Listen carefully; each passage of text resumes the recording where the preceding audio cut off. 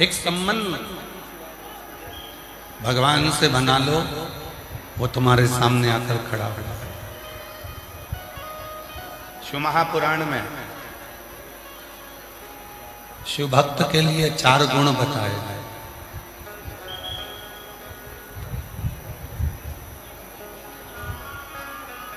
शिव जी के भक्त के लिए 4 गुण कहे गए। पहले नंबर का गुण है संयम, दूसरे नंबर का गुण है सदाचार, तीसरे नंबर का गुण है स्नेह और चौथे नंबर का गुण है सेवा।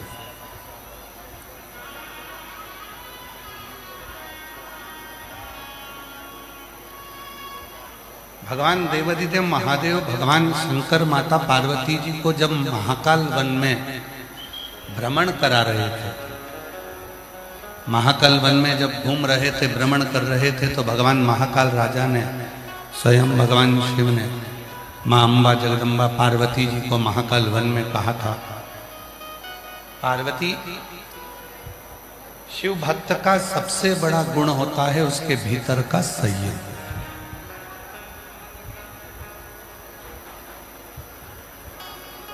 और जिसने अपनी जिंदगी में संयम को धारण कर लिया, जिसने अपने जीवन में संयम को धारण कर लिया, फिर वो जीव कभी भटकता नहीं। वो संयम कैसा? कहा, जब कोई भगवान का भक्त हो जाता है, पार्वती जब कोई शिव का भक्त हो जाता है, शंकर का उपासक हो जाता है, शिव भक्ति में जब कोई डूब जाता है, तो उस पर लोग आक्षेप लगाते हैं, ताना देते हैं, अपशब्द कहते हैं, आड़ा टेढ़ा कहते हैं। फिर भी वो अपने संयम को धारण करे, कुछ ना बोले, कुछ ना कहे, इंतजार करे।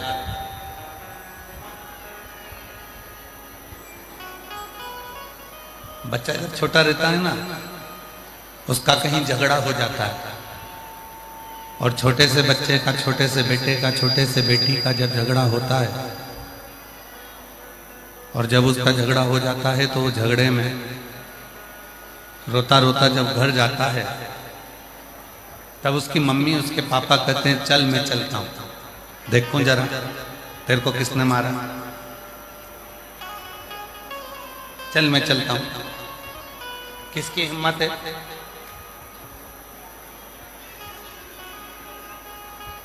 किसकी हिम्मत है जिसने तुझको मारा?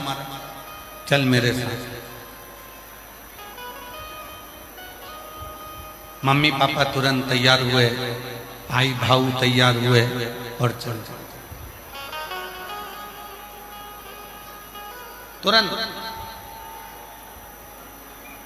अब उन्होंने ये भी नहीं देखा कि मेरे बेटे की गलती है कि सामने वाले की गलती है, मेरे बच्चे की गलती है कि सामने वाले की गलती है। उसने ये नहीं देखा, उसने तो कहा, चल तुझे तकलीफ है ना, तेरा झगड़ा हुआ है ना, चल मेरे साथ चल।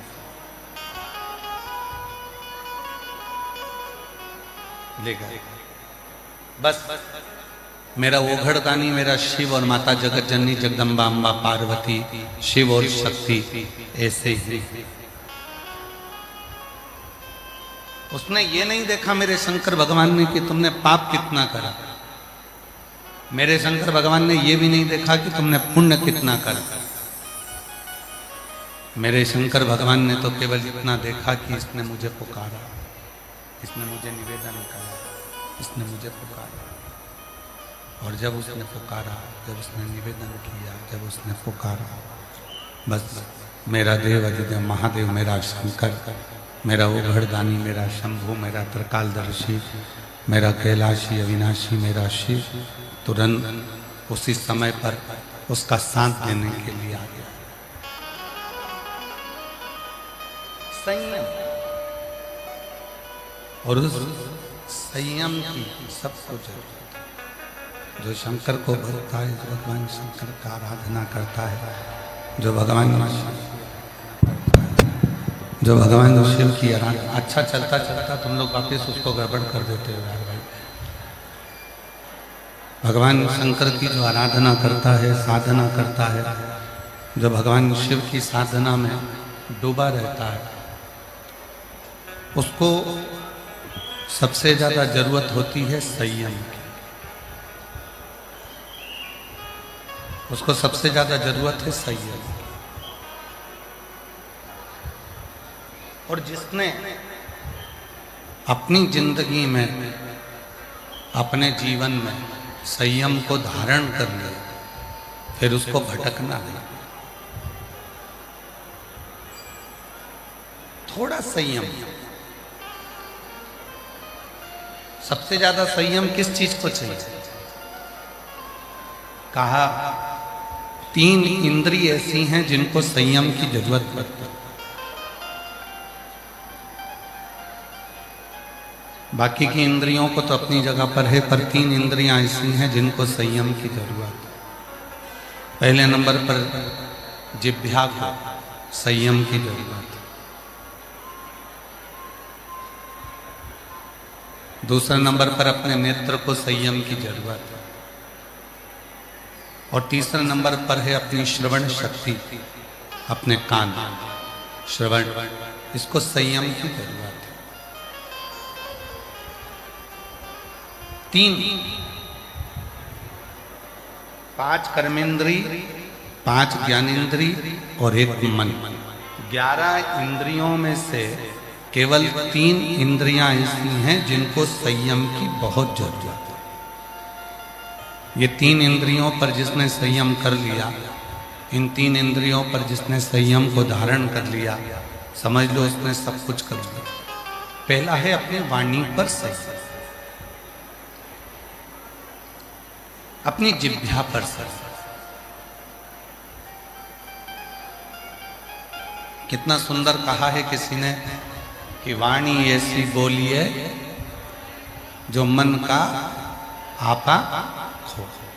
जम के बोलिए जरा, वाणी ऐसी बोलिए जो मन का आपा।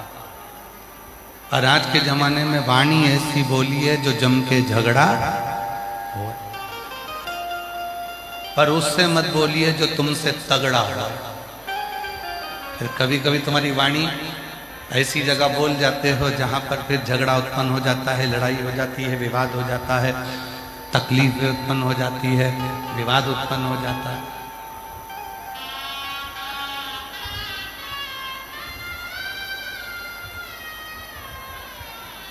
सबसे पहला 3 इंद्रियों में से सबसे पहला संयम है हमारी जिह्वा का संयम, हमारी वाणी का संयम। और इस वाणी के संयम पर ही सब कुछ है। आज के जमाने में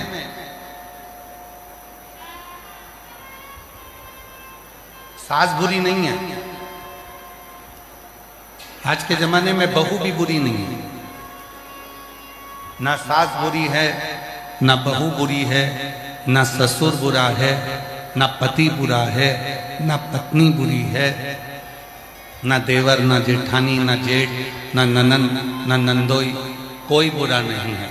सबसे ज्यादा बुरी है आपकी जिह्वा, आपकी वाणी।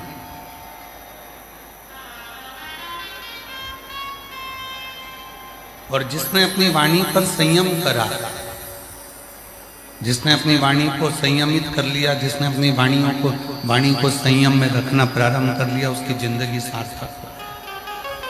पहले एक प्रसंग सुनाया था, आज फिर वो प्रसंग स्मरण में आया।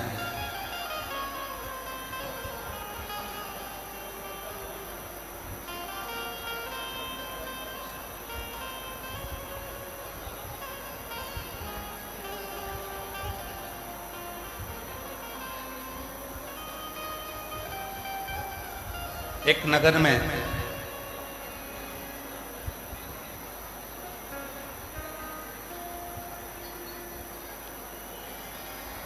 एक नगर सेठ रहता था अच्छा,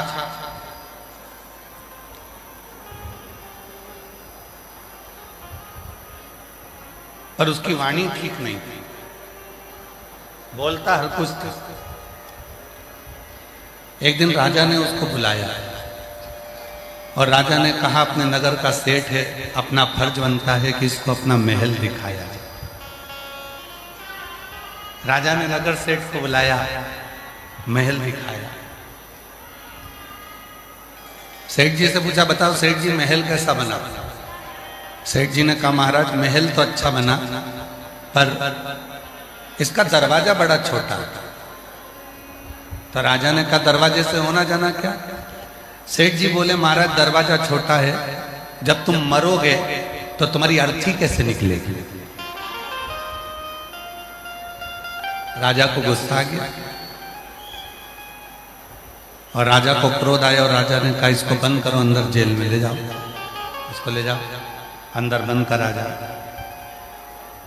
राजा ने उसको कारागार में बंद कर दिया। थोड़ी देर बाद उसकी पत्नी आ गई। पत्नी ने कहा, महाराज मेरा पति यहां आया था। राजा ने कहा, तेरे पति को बोलने के लक्षण नहीं है, उसमें अक्ल नहीं है, हर कुछ बोलता है। तेरा पति ने महल देखा और महल देखकर कहा कि महाराज दरवाजा छोटा है, जब राजा मरेगा तो इसकी अर्थी कैसे निकलेगी? इतने में पत्नी बोली, महाराज मेरे पति को बोलने के लक्षण नहीं है, उसको क्या करना? अर्थी कैसे निकलेगी? पत्नी बोली, उसमें तो अक्ल नहीं है महाराज, उसको क्या करना कि अर्थी कैसे निकलेगी? अरे राजा को काट काट के निकाल देंगे। अब तो राजा को और गुस्सा आ गया। राजा ने उसकी पत्नी को भी बंद कर दिया। थोड़ी देर बाद उसका बेटा आ गया। बेटे ने कहा, महाराज मेरे माँ बाप आए थे। राजा ने कहा, तेरे पिताजी को बोलने के लक्षण और ना ही तेरी माँ को बोलने के लक्षण। तेरे पिताजी ने कहा, जब महाराज मरोगे तो तुम्हारी अर्थी कैसे निकलेगी? और तुम्हारी माँ कहती है कि काट काट के निकाल देंगे। इतने में राजा का लड़का बोला, महाराज मेरे माँ बाप को बोलना नहीं आता, उनको क्या करना? अर्थी कैसे निकलेगी? अरे राजा को अंदर ही जला देंगे। बस इतना कहा और राजा ने तीनों को छोड़ दिया। तीनों को छोड़ दिया। राजा को समझ में आ गया कि इंसान कितने भी उच्च पद पर बैठ जाए पर उसकी वाणी अगर ठीक नहीं है तो वो निम्न पद का ही कहलाता है, वो उच्च पद का कभी नहीं कहलाता, वो निम्न पद का ही। सबसे ज्यादा जरूरी है वाणी की संयमिता। सबसे ज्यादा जरूरी है हमारे वाणी की संयम। 3 इंद्रियां ऐसी बताई गई है, जिन्होंने अपनी 3 इंद्रियों पर संयम करा, उन्होंने अपनी पूरी जिंदगी पर संयम कर लिया। पहले नंबर पर है अपनी जिह्वा, दूसरे नंबर पर है अपने नेत्र और तीसरे नंबर पर है अपनी श्रवण शक्ति। पहले नंबर पर है अपने जिह्वा, अपनी वाणी पर संयम करना चालू करो। ना सास बुरी है, ना बहू बुरी है, ना ससुर बुरा है, ना सास बुरी है, ना कोई बुरा। बुरी ये वाणी है जो मुख से निकलती है, अपशब्द करती है, ताना देती है, आड़ा टेढ़ा करती है। केवल एक ये वाणी ऐसी है जो शब्द का तोल मोल कर जवाब नहीं देती, ये बात। और ये वाणी जिस दिन हमारे संयम में आ जाएगी, ये वाणी जिस दिन संयम में हो जाएगी, उस दिन भगवान को पाना दूर नहीं होगा। कितना सुंदर लिखा है शिव पुराण में कि दुनिया के लोग भगवान को पाने के लिए दुनिया की लिखी हुई स्तुति को गाना चाहते हैं। प्रत्येक संसार के जितने भी संत हैं, महात्मा हैं, जितने कथाकार हैं, जितने योगी, जितने सन्यासी, जितने तपस्वी, जितने साधक, जितने उपासक, सब आपसे निवेदन करेंगे कि ये वाली स्तुति पढ़ो, ये वाला स्तोत्र पढ़ो, ये वाला पाठ करो, ये वाला पाठ करो। और शिव पुराण क्या कहती है, वेद व्यास जी क्या कहते हैं, तुमरुका जी क्या कहते हैं, तुमरुका जी चंचुला देवी से कहते हैं, चंचुला देवी तुम्हें अगर कोई स्तोत्र नहीं आता, तुम्हें कोई स्तुति नहीं आती, तुम्हें कोई मंत्र नहीं आता, तुम्हें कोई साधना नहीं आती, तुम्हें कोई पूजन नहीं आती, तो तुम अपने दिल से, अपने भाव से, अपने मन से तुम भगवान को जो कहकर पुकारोगे, तुम्हारा भगवान उसी समय पर तुम्हारे सामने प्रकट हो जाए।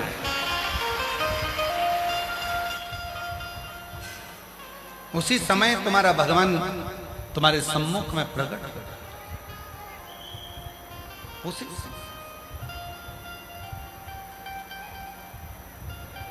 हम क्या कर रहे हैं? दुनिया के लोग क्या करते हैं? जो स्तुति दुनिया ने लिखी है वही स्तुति को गाने का प्रयास करते हैं। जो स्तोत्र दुनिया ने लिखा है उसी स्तोत्र को गाने का प्रयास करते हैं।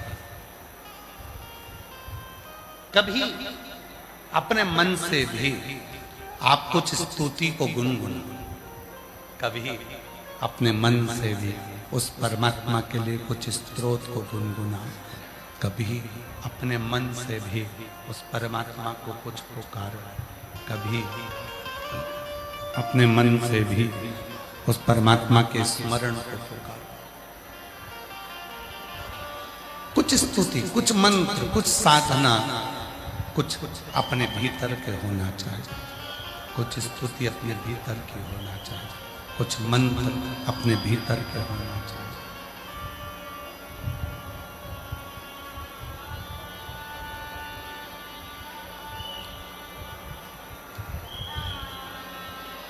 किसी ने कहा खूब अच्छे अच्छे पाठ करो भगवान मिल जाए। किसी ने कहा खूब अच्छे अच्छे स्तुति पढ़ो परमात्मा मिल जाएगा। किसी ने कहा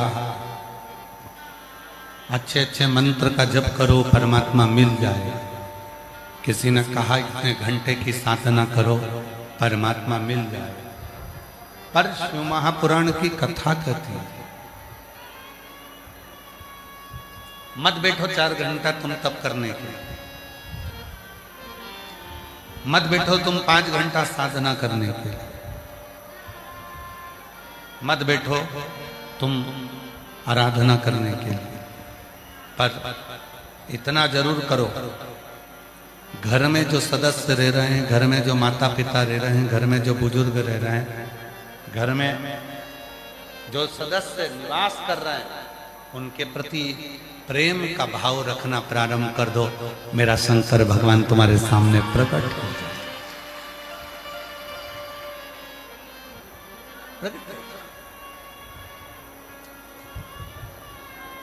कभी विचार करा आप लोगों ने कि आप और हम अपनी जिंदगी को कितनी झूठ की जिंदगी जी रहे हैं? यहाँ जितने कथा को श्रवण करने के लिए बैठे हैं और जितने फेसबुक यूट्यूब पर कथा सुन रहे हैं, जितने आस्था चैनल पर कथा सुन रहे हैं, जितने पुरुषोत्तम मास के महीने में ये 2 बजे से 5 बजे तक दुधनाल गांव से, महाराष्ट्र से जो कथा चल रही है धाराशिव जिले से, इसको श्रवण करो। अपने हृदय पर हाथ रखकर देखना आप कितना सत्य की जिंदगी जी रहे हैं। आज का व्यक्ति कहने को तैयार हो जाता है घी नकली है,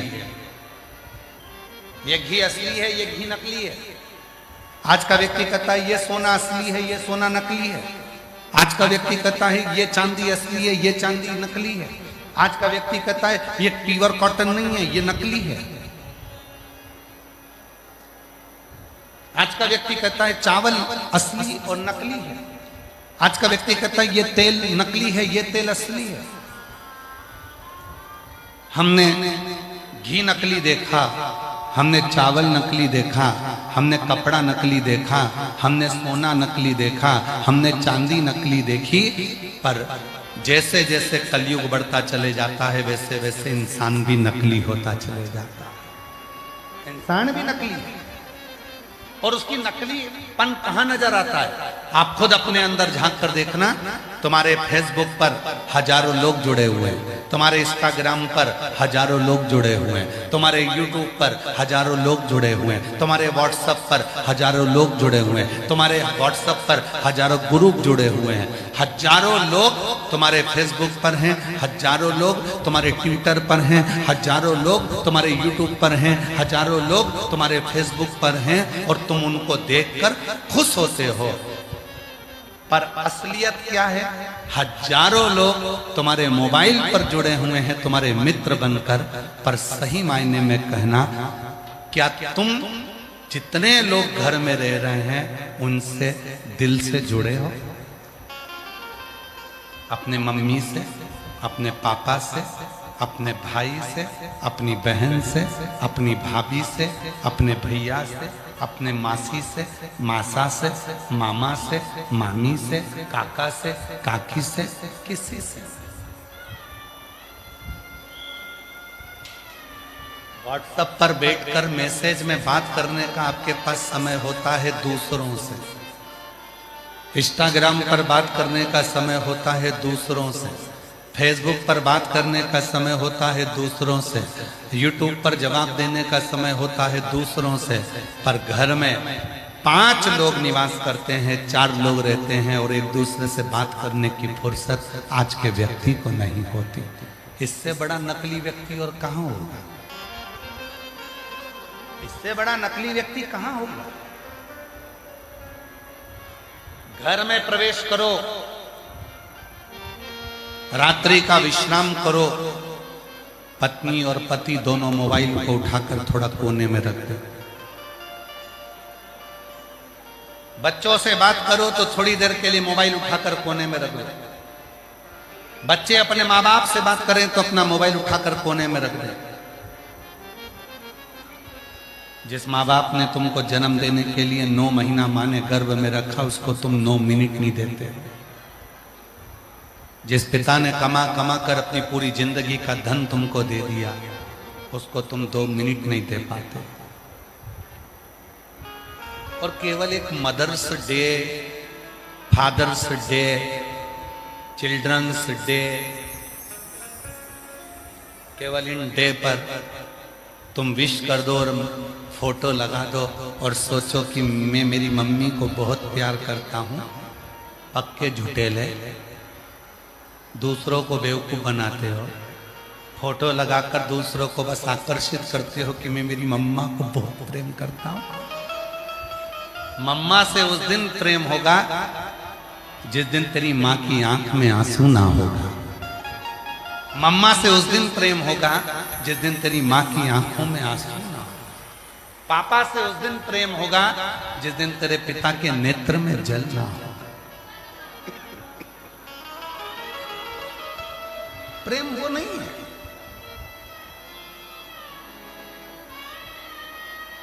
प्रेम उसको नहीं कहा गया कि दिखावा कर दिया गया।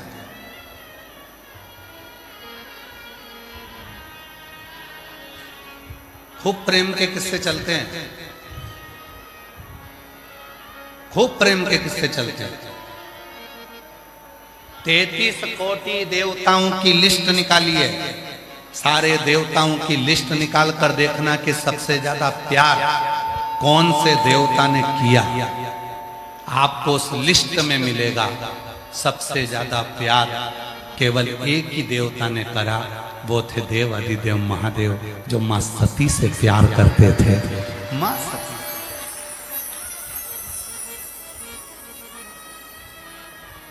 33 कोटि देवता में केवल एक देवता है देव अधिदेव महादेव, जो मां सती से प्रेम करते थे।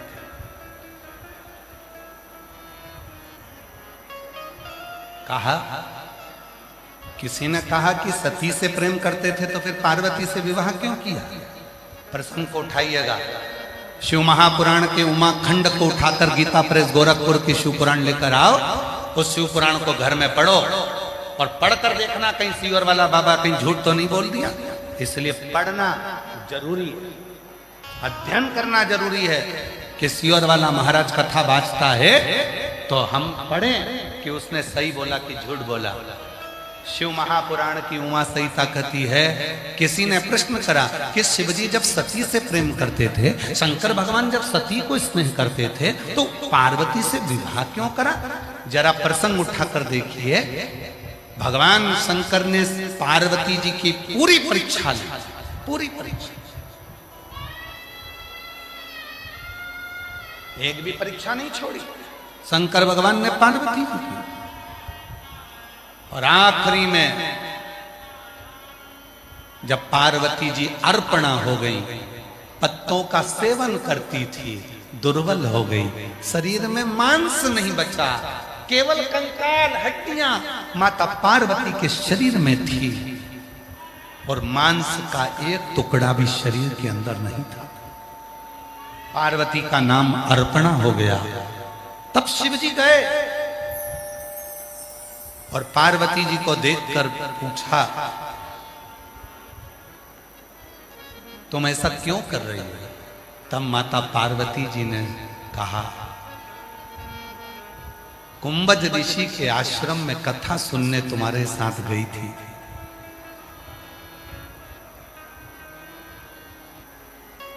अपने पिता के मुख से आपकी निंदा सुन ली थी, इसलिए शरीर को मैंने जलाकर भस्म कर दिया था। शंकर जी ने समझ लिया कि मेरी सती पार्वती बनकर आ गई है, तब उसको स्वीकार किया, तब उसको अपना 33 कोटि देवताओं की लिस्ट निकाली है। कोई कहता है ये भगवान का इनसे प्रेम था, इनका अधिक प्रेम था, कोई ने कहा इनका अधिक प्रेम था, कोई ने कहा इनका अधिक प्रेम था। 33 कोटि देवताओं की लिस्ट निकाल कर देखिए, केवल एक देवता है, देवाधिदेव महादेव, जिन्होंने अपनी सती से इतना प्रेम करा कि सती प्राणों को छोड़कर भी चली गई, तो माता सती के शरीर के भस्म को अपने तन पर धारण कर लिया। सती मरकर चली गई, प्राण छूट गए, तो सती के शरीर को अपने कंधे पर धारण कर कर तांडव करना प्रारंभ कर दिया।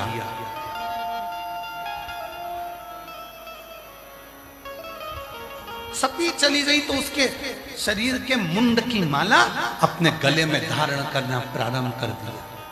सती के जाने के बाद अब तुम्हारी लिस्ट निकालो, तुम्हारे मोहल्ले में देखो, तुम्हारी कॉलोनी में देखो, तुम्हारी सोसाइटी में देखो, तुम्हारे रिश्तेदारों में देखो, जिनकी पत्नी चली गई वो फेसबुक पे दूसरी ढूंढ रहे हैं।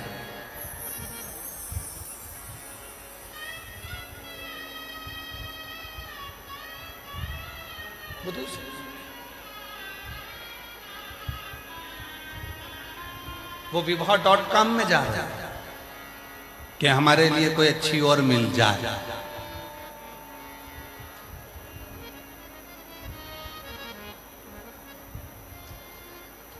कहां गया वो रिश्ता, कहां गया वो संबंध?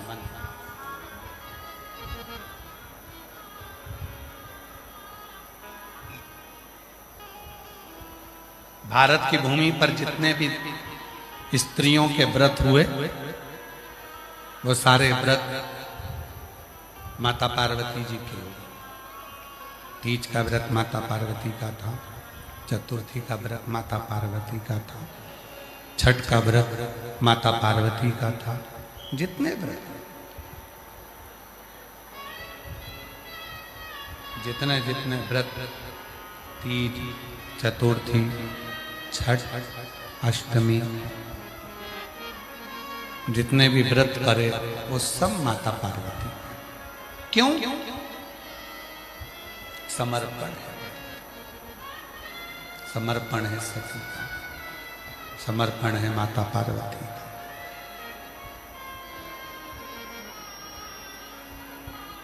और मैंने तेरे ही भरोसे बाबा, तेरे ही भरोसे हवा बिच उड़ती जाऊं बाबा,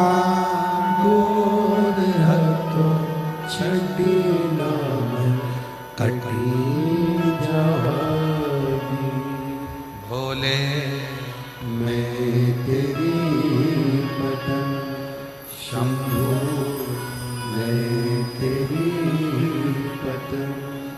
हवा बिच उड़ती जवानी बाबा तोर हर तो छड़िया कटी भोले में। एक विश्वास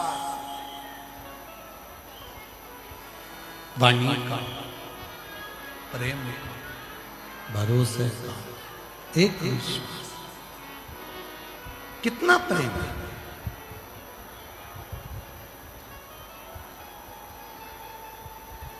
कितने लोग तुमसे जुड़े हैं फेसबुक पर, वो मायना नहीं रखता।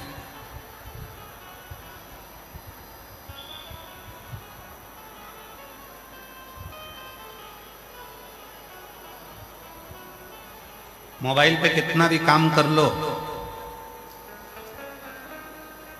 कितना भी,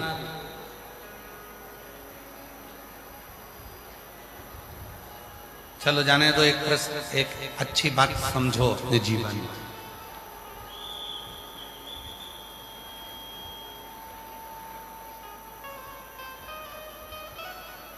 आप उमरगा में रहते हो,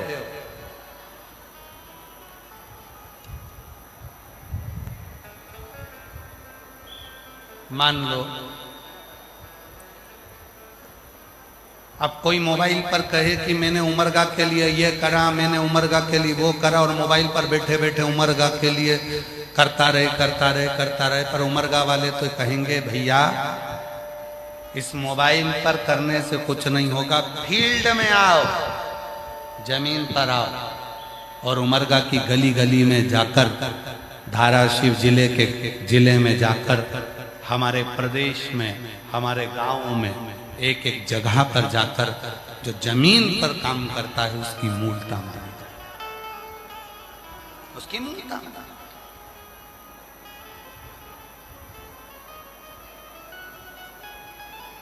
फेसबुक पर कितने तुम्हारे दोस्त हैं वो मायना नहीं रखता। इंस्टाग्राम पर कितने तुमसे जुड़े हैं वो मायना नहीं रखता। मायना क्या रखता है? जिस दिन तुम्हारी दुख की घड़ी है, बीमारी आ गई, एक्सीडेंट हो गया, तकलीफ में आ गए, हॉस्पिटल में पड़े हो, केवल एक दिन देखने के लिए गए, बाकी के दिन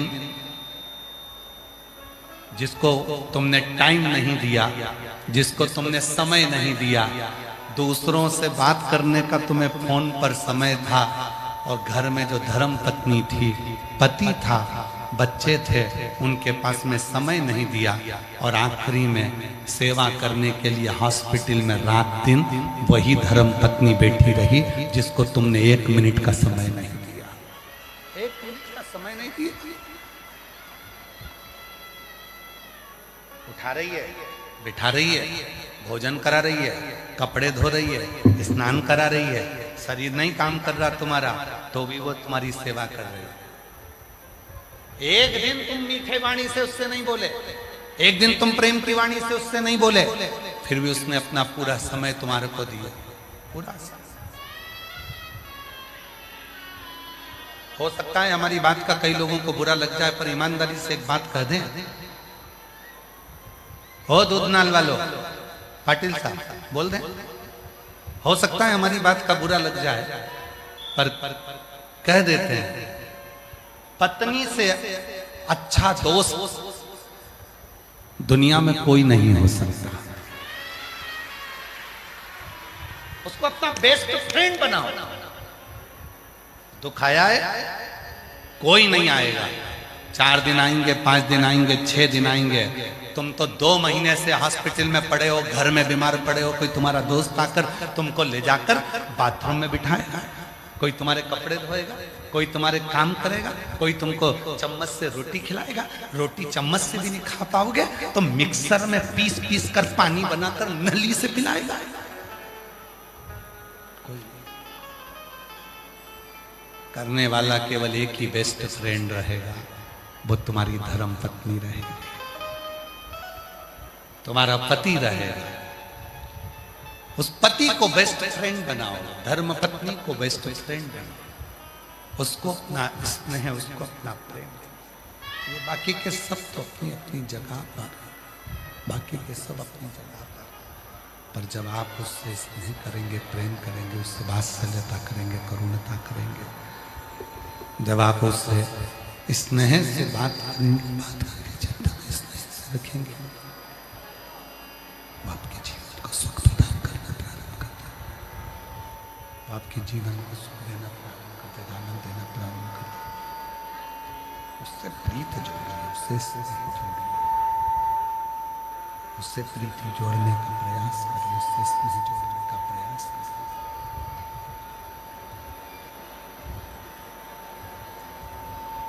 महाराज शिव तत्व कह रहा है, भगवान शंकर की कथा कर रही है। क्लियर करो आवाज।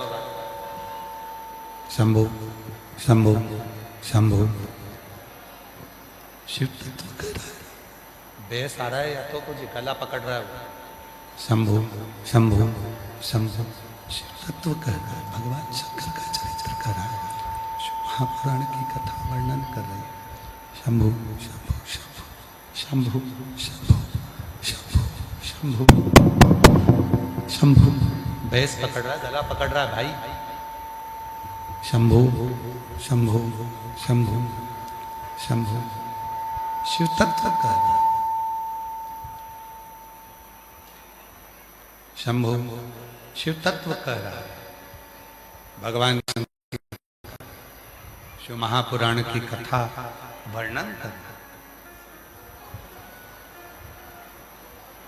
शिव तत्व कह रहा है।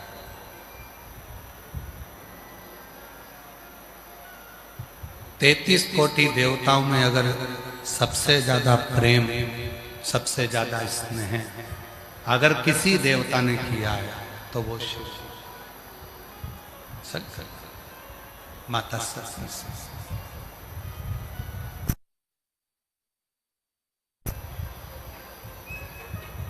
शंकर भगवान का जो भक्त होता है, शिव का जो उपासक होता है, शिव की साधना करने वाला होता है, शिव की आराधना करने वाला होता है, भगवान शंकर की भक्ति में डूबने वाला होता है, आज भी शिव जी को भस्म चढ़ाता है। आज भी और शिव प्रसन्न होते हैं उस भस्म से। शिव जी की प्रसन्नता होती है केवल भस्म से।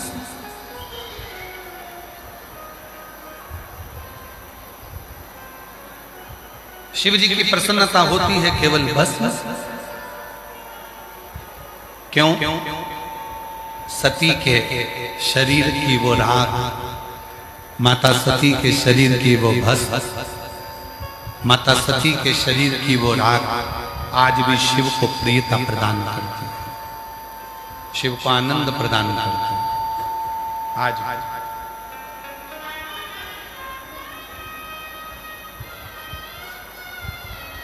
एक परमात्मा से जोड़ो, संयमित रहो।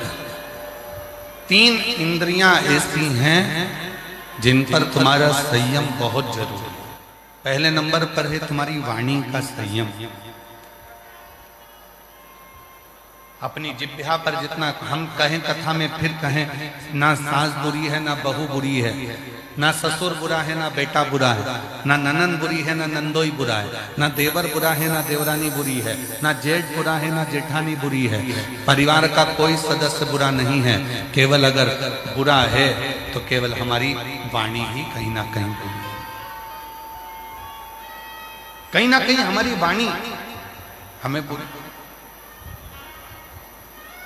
कभी कभी अहमता की वाणी में बोलने में आ जाता है, अहंकार के शब्द बोलने में आ जाते हैं और वो अहंकार हमको डुबो लेता है। तो हम इन 3 इंद्रियों में पहली इंद्री है वाणी, दूसरी इंद्री है नेत्र। नेत्र रूपी इंद्री, नेत्र रूपी इंद्री एक ऐसी इंद्री है तुरंत भटकती है, और ये नेत्र रूपी इंद्री जैसे ही भटकी वैसे ही ये मन भटकना प्रारंभ। ये नेत्र रूपी इंद्री जैसे ही भटकी मन भटकना प्रारंभ हो गया, मन भटकना। ये नेत्र की सबसे बड़ी गलती है।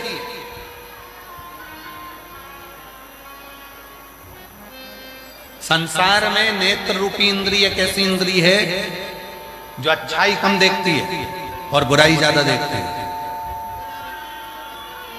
मोबाइल पकड़ो, खोलो, और मोबाइल खोलते से ही किसी के बारे में अगर अच्छा आ रहा होगा तो तुम पढ़ोगे नहीं, और उसके बारे में अगर बुरा लिखा होगा तो तुम अच्छे से पढ़ोगे। ओरे ओहो, बहुत ध्यान लगाकर पढ़ोगे।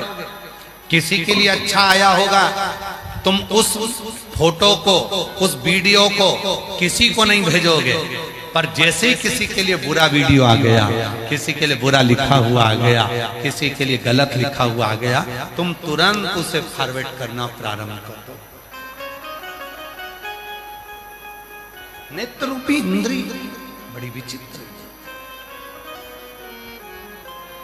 नेत्र रूपी इंद्री बड़ी विचित्र।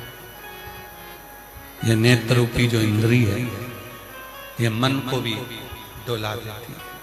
मन नेत्र,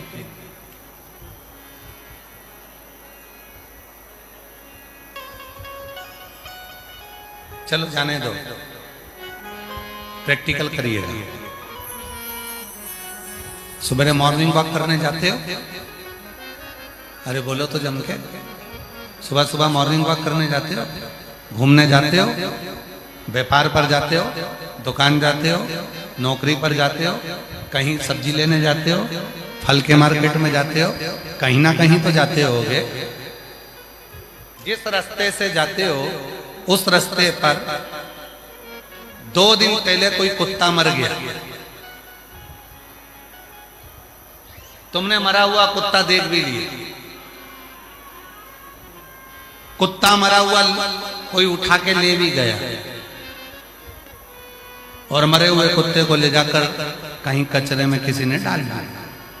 पर यह नेत्र ऐसी इंद्रिय है, सब्जी लेने जा रही है, फल लेने जा रही है, पर उसने सोचा है कि यहाँ पर मरा हुआ कुत्ता था, नहीं देखूंगी, फिर भी वो निगाह चलते चलते उस पर चली ही जाती।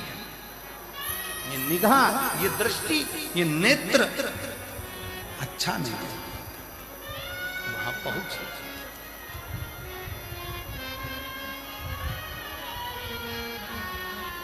इसीलिए शिव महापुराण की कथा में कहा गया कि इस वाणी को भी शिव में लगा दो, इस नेत्र को भी शिव में लगा दो। और तीसरे नंबर की इंद्री है ये श्रवण, ये कान, ये सबसे भारी इंद्री है। कथा में इसका मन ही नहीं लगता इन कानों का, और अगर कहीं का बुराई करने बैठ जाए, चुगली करने बैठ जाए, निंदा करने बैठ जाए, तो ये श्रवण इतने काम करते हैं, और पूरा हुंकारे के साथ। अच्छा ऐसा बोल रही थी? हाँ। कौन? वो। हाँ, पूरे हुंकारे के साथ ये कान अपना काम। इसीलिए शिव महापुराण की कथा में श्रोताओं के 3 क्रम बताए। ये सुनने के लिए आए हो तो आप लोग श्रोता, श्रोता के 3 क्रम बताए। पहले नंबर पर होता है सरोता। सरोता देखा है आप लोगों ने? जम के तो बोलो। सुपारी कतरने वाला, सुपारी कतरते हैं। अभी तो आम आ रहे हैं, केरी आ रही है कच्ची, तो उसका अचार बनाने के लिए सरोता। पहले नंबर पर होता है सरोता, जिसका काम है केवल कतरना, काटना। तो 3 तरह के श्रोता होते हैं। पहले नंबर पर सरोता, जिनका एक ही काम है, कथा में आकर बैठते हैं और दिन भर बैठकर कतरते रहते हैं। किसने क्या बोला, किसने क्या नहीं बोला, महाराज जी ने कैसी कथा सुनाई, क्या बोला, महाराज जी ने क्या बताया, भोजन में क्या मिला, किसने कितनी बुराई करी। दिन भर बैठकर उसको केवल कतरना है, बुराई करना है। उसका केवल एक काम है, कतरना। उसका नाम है सरोता। दूसरे नंबर पर आते हैं कथा में सोता। दूसरे नंबर के कथा में पहुंचते हैं सोता, जो कथा में केवल सोने के लिए आते हैं। बस महाराज जी जैसे ही कथा कहना प्रारंभ करे और धीरे से इनके नेत्रों में